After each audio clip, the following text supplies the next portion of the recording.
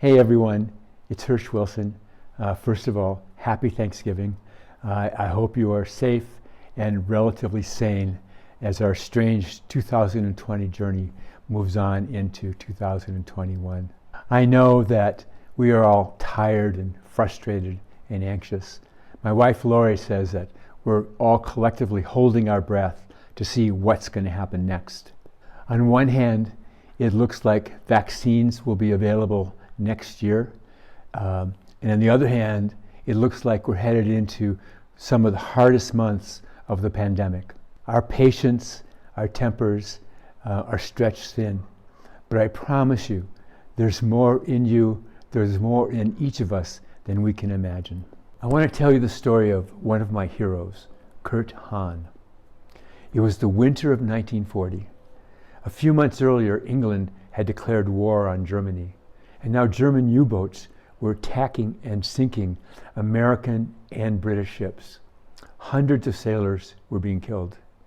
And many of those deaths were sailors who had escaped the boat and gotten into lifeboats in the North Atlantic. I have to step back and put myself in that situation. The trauma of seeing your ship sunk, of seeing your fellow sailors killed and maimed, and then escaping your ship and getting into a small open lifeboat in the North Atlantic. Freezing temperatures, huge waves, night falling, the terror of worrying that you might be machine gunned by a German U-boat or the boat might be capsized. And then the unendurable waiting for rescue, if rescue came.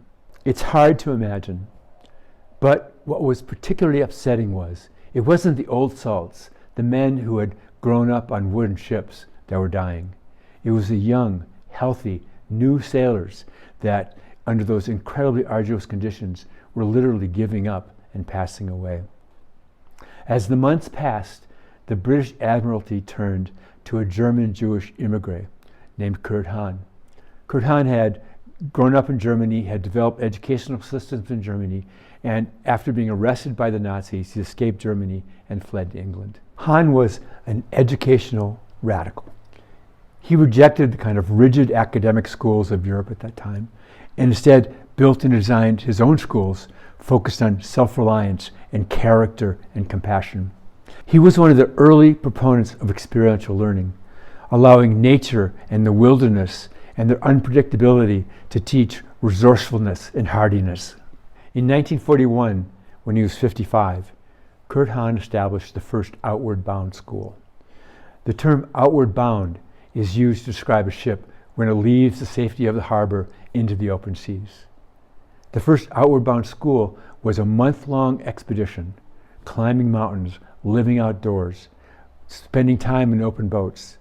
And besides learning the skills that go along with that kind of life, the sailors learned endurance and hardiness, and that they were tougher than they thought they were. And the motto of Outward Bound, from the poem Ulysses, goes, to strive, to serve, and not to yield. So what does this have to do with us in the fall and soon to be winter of 2020? We are tougher and larger and able to endure more than we think we can. We might have been softened by civilization, but we were born to endure tough times. There's an old Outward Bound saw that goes, the problem with life is that it gives you the test first and then the lesson.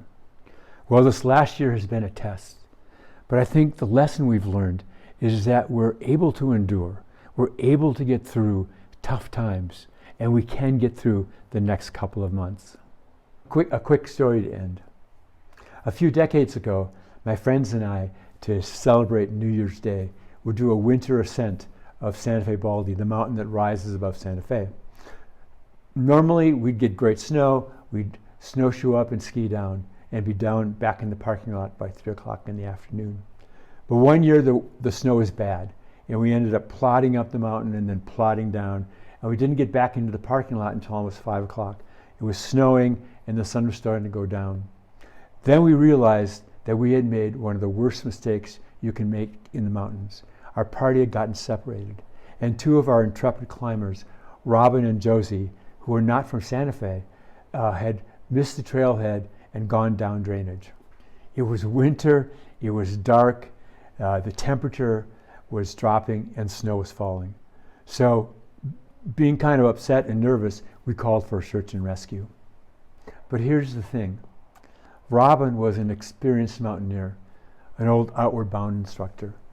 So she and Josie dug out the snow to bare ground, got tree boughs to make a shelter, cuddled together, slept there that night, and hiked out the next morning. Now, a lot of us would think that spending a night unprepared above 11,000 feet in the winter would be a tragedy and potentially a fatal one. But when I asked Robin how the night had been, she shrugged her shoulders and said, "It was fine. It was a little uncomfortable, but it was fine." And that's the mindset, the message, if you will. The next few months are going to be tough. They're going to be uncomfortable. But we'll walk out, we'll make it out, and we're going to be fine. So be brave, be kind, and fight fires.